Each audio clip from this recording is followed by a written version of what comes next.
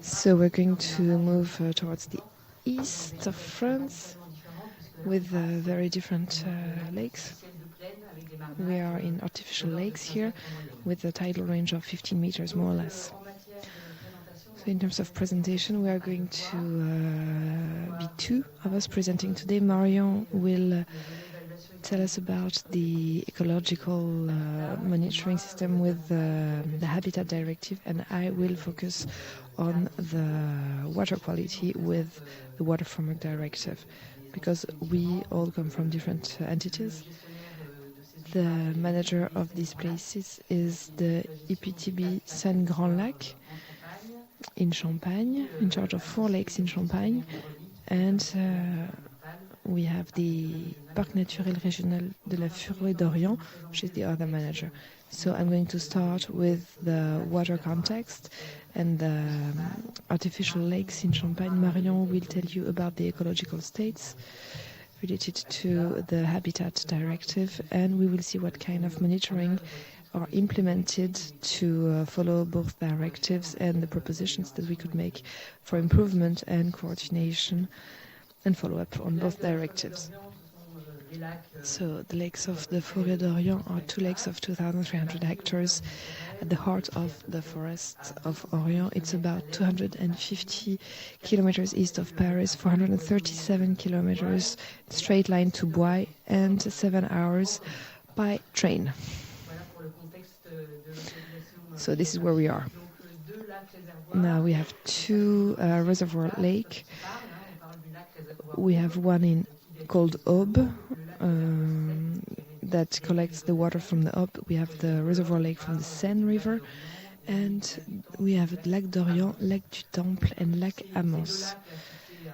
All those lakes are located 5 kilometers from one another, and the accumulated surface is about as big as the Lac du Bourget, 4,450 hectares, and there is a third one missing, the Lac du Lair, very famous for bird lovers, about 70 kilometers east of there. So if you want to look at these lakes, I try to compare all the lakes that are going to be represented here today in this Congress. We have the Lac Balaton, which is the biggest. Clearly it's the biggest lake in Europe. The Lac del Midway, Albufera, Lac de la Forêt d'Orient, and Grand-Lieu are more or less the same size. So I wanted us to be able to compare them and to look at the different size of these lakes. It can have an impact at the local level as well. Here, these pictures are not very green ones. We are artificial lakes, so this was just to show you what it really looks like. So the reservoir lakes in Champagne are less ugly than those in terms of environmental footprint. What I wanted to show you by showing this picture is that it's because we have a quite classical view of the dikes. So it means the river is here. So you have the bed of the river. It goes through a dike. It's usually 40 meters high. On the Yonne River, we have a case like that. It's the Lac de Pansière, so the dike is 40 meters high, and the water coming in and out, it takes about 4 to 5 months for the water to go through. Whereas in derivation dikes, it's different, because we go and get the water in the river. It goes through a channel, and it goes in a reservoir, partly natural, partly artificial. We have a small dike. It's only 20 meters high. It's completely different from the one we can see on the left-hand side of the picture. And then the water comes out back into the river downstream. So what does it look like? We have a greener picture here. So we can see the closing dike about 6 kilometers of dikes, and then we have other types of dikes which are not very straight, with slow shores, leaning shores, and we have different types of shores, so between concrete ones and mud ones.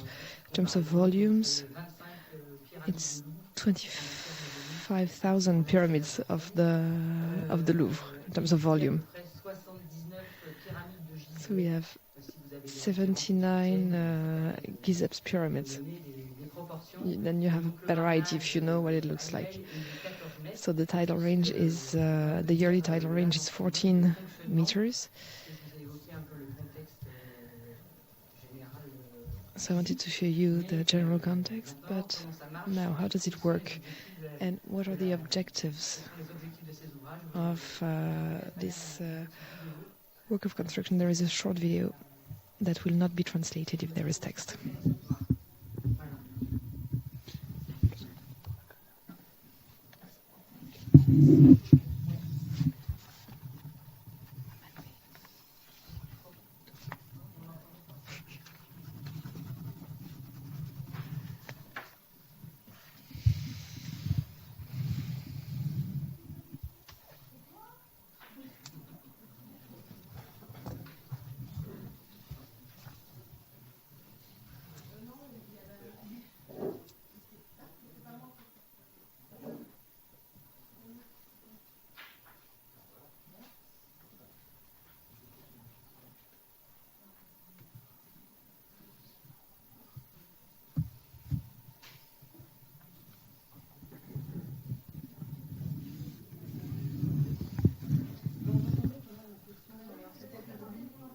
Parce que comme j'étais tout à côté, j'entendais bien, mais j'imagine que ceux et celles au fond de la salle n'entendaient pas des masses. Technical problems. Alors je suis désolée pour la surprise du chef, initialement il n'y avait pas cette petite présentation animée, et du coup ils l'ont reçue ce matin, donc du coup je mets tout le monde en difficulté par rapport... Sorry, because I didn't tell them that I would like to show a video clip. Oh, it's working.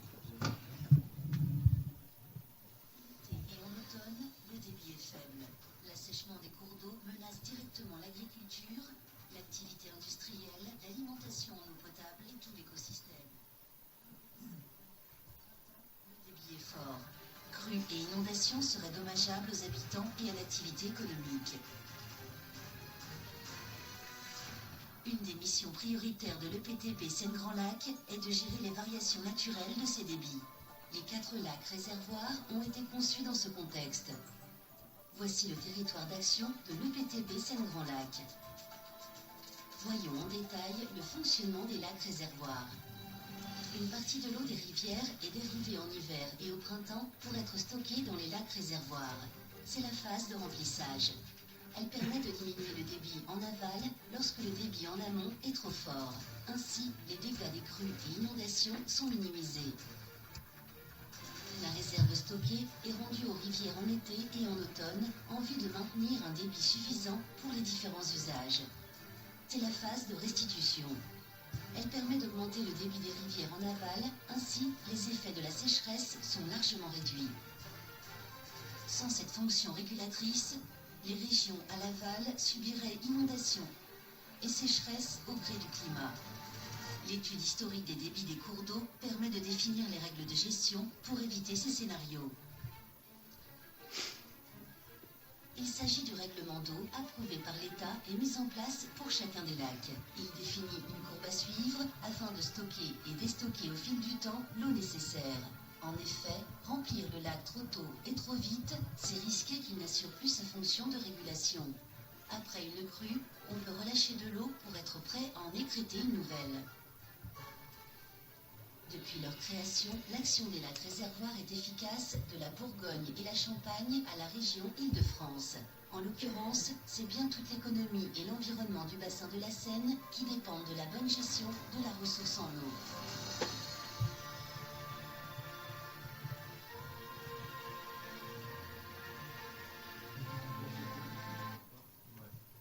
Bien, donc ce qu'il faut retenir, c'est que le lac... Just remember one thing is that the lake de 80% chaque année, is emptied at 80% every year.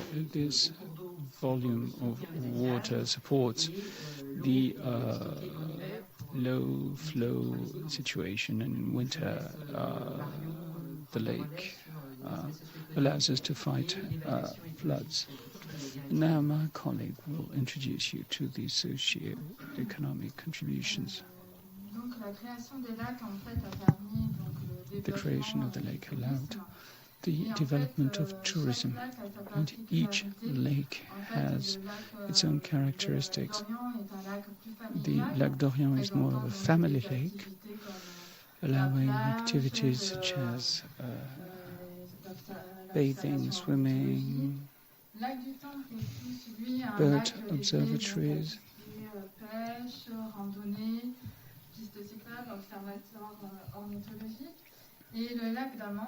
and Amance Lake, a smaller one, mixes up activities such as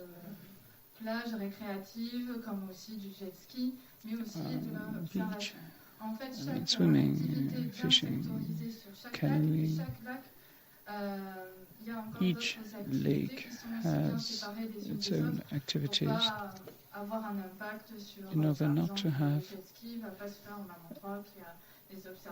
a negative impact. For instance, activities don't mix up in order not to disturb each other. So, among these different activities, we've got preservation measures. The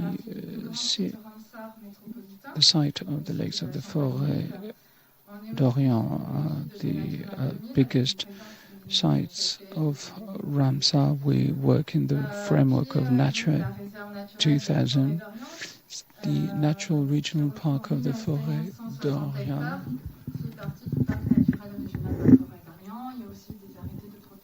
Also have decrees protecting the biotope and geotope. The ecological situation of the lakes. So remarkable and original habitats. The weather work is specific for 6 months. Part of it is submerged, and the rest of the time the level of water goes down. So we've got big mud flats that host very specific species that are commonly found in this area. Also very rich geological area.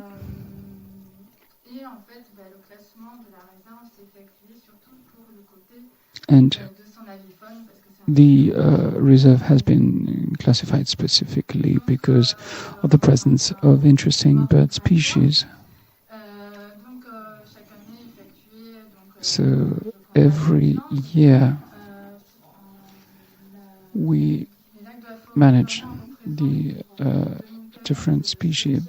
In 2015, it was the 7th most important bird area in France. And in comparison with the Netherlands, we don't have as many Bewick swans, but we've got some.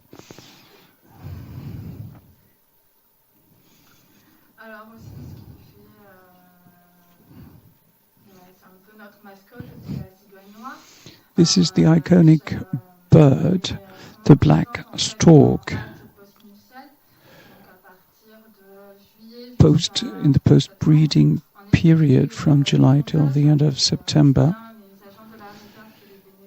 agents and voluntary people help us counting the individuals, and we've concluded that this species is quite faithful, and we're the first area in Europe for the post breeding stopping place. a black swan can live for 7 years.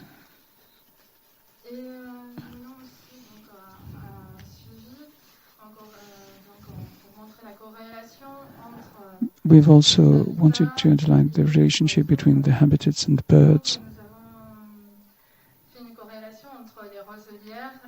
between the reed bed and the Acrocephalus aeruginosus.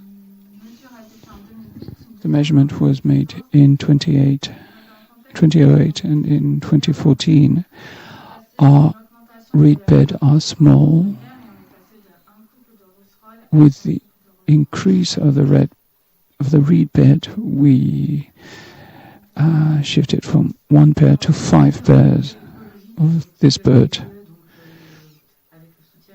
With the support of the Normandy agency, we assessed the situation of water with ecological and chemical elements. We spoke about nutriment, the presence of oxygen, and the specific pollutant, industrial ones, heavy metals, pesticides, and about biological elements. We assess phytoplanktons, vertebrates,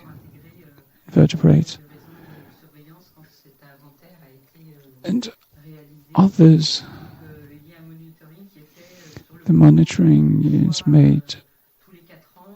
is realized once every 4 years, and on the tributaries once every 3 years, because we organize an additional monitoring network.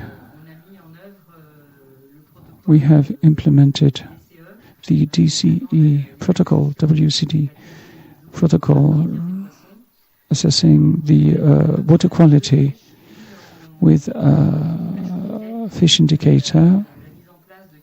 We used nets, 6 pelagic and 40 benthic. We understood that mainly breams were caught and the biomass was linked with breams. We also drained the area, and we saw that the results were completely different. Some fishermen were there because I can tell you that in the fishing nets, after calculating, we had 21 tons of breams.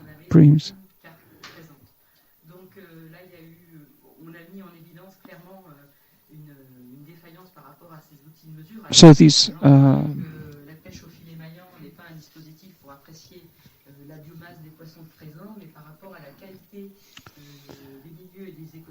I mean, we could detect carps, sorry, not breams.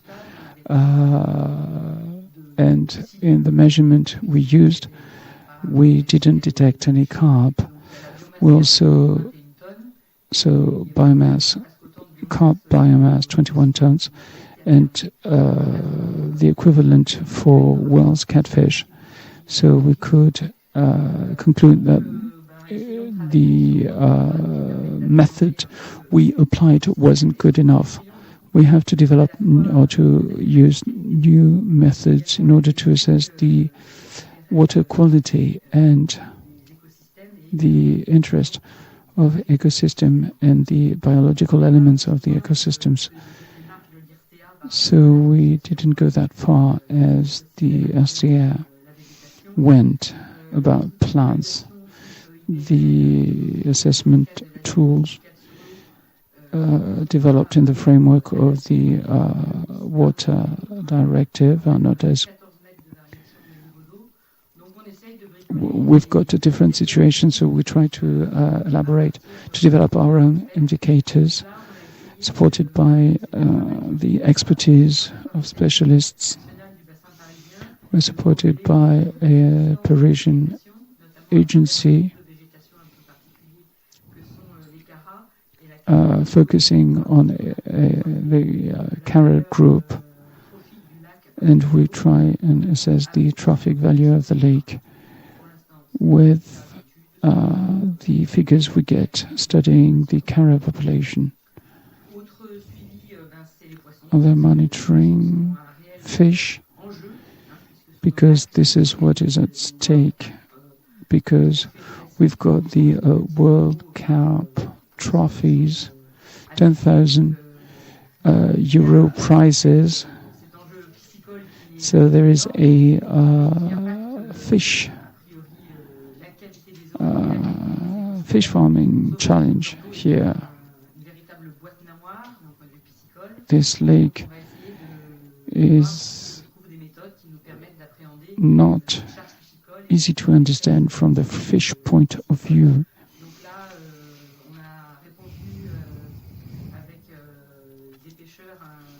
With fishermen, we are candidate to a call for tenders,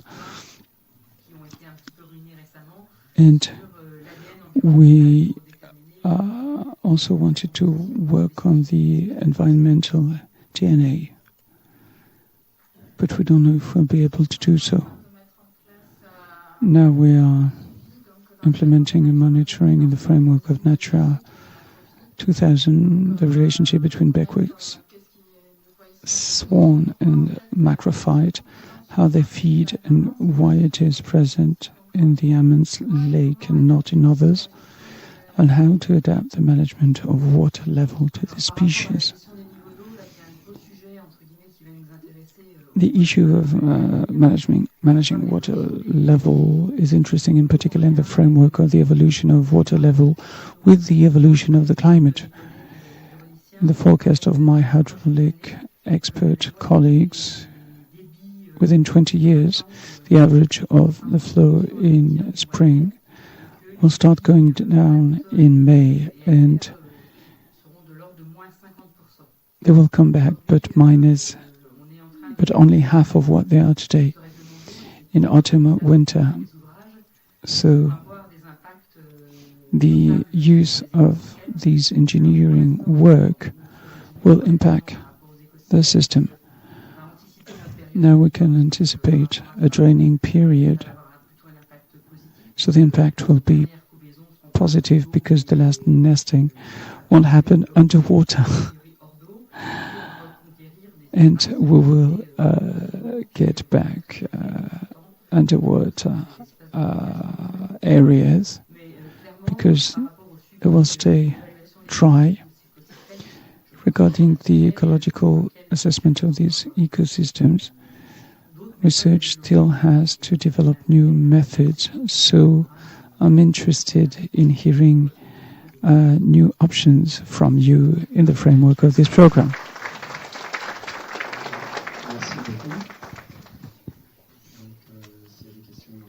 Thanks a lot. Have you other questions or comments?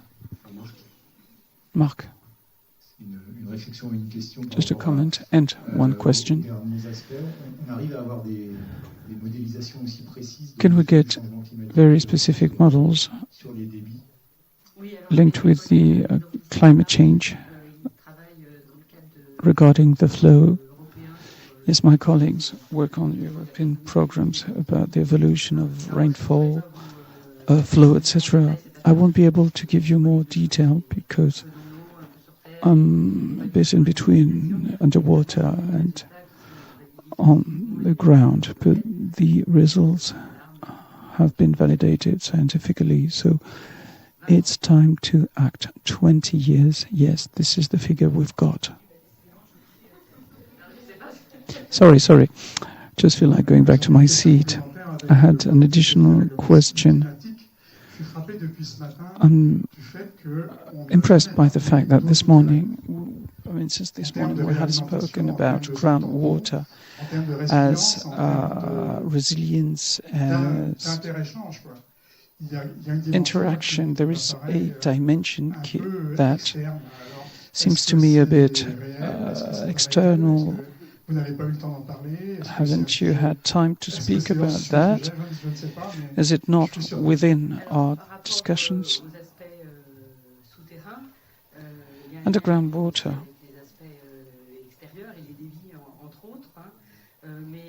There is a link, but the models, quantitative, and the intake from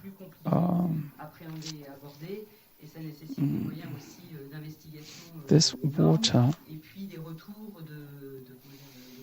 demands more research and better understanding.